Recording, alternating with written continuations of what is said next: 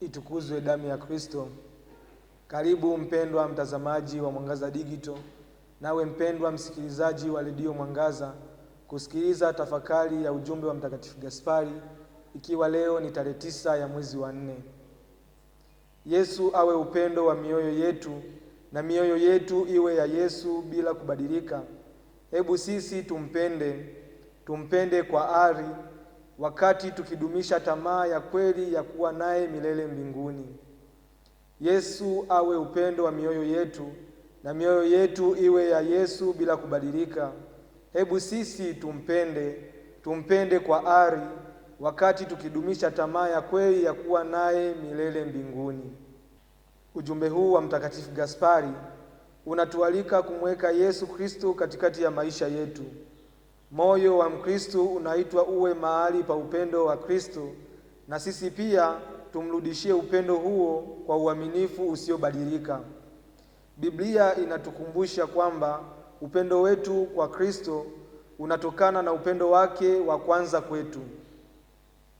Tukirejea waraka wa kwanza wa Yohane sura ya 4 aya ya 19, inasema, sisi twampenda kwa maana yeye alitupenda sisi kwanza. Hivyo kumpenda Yesu si tu kusema kwa maneno, bali kumruhusu aishi ndani ya mioyo yetu kila siku. Tunapompenda kwa dhati, mioyo yetu inajifunga naye na kujishikamanisha naye.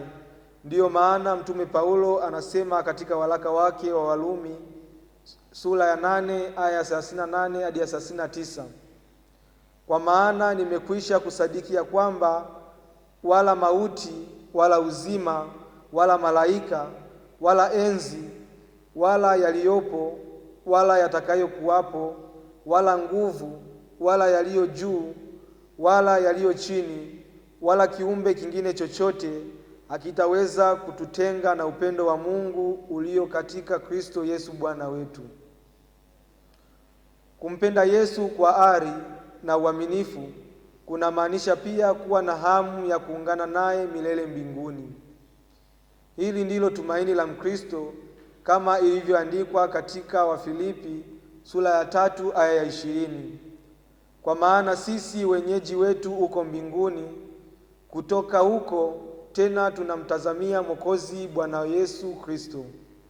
Basi tumruhusu Yesu awe upendo wa mioyo yetu na mioyo yetu iwe yake bila kubadilika. Tumpende kwa moyo wote, kwa bidii na uaminifu, huku tukidumisha hamu ya kweli ya kuishi naye milele mbinguni. Itukuzwe damu ya Kristo! Niliyekuletea tafakari hii ni mimi Frateri Pacomi Deogratias Mnubi, frateri wa shirika la wamisionari wa damu azizi ya Yesu.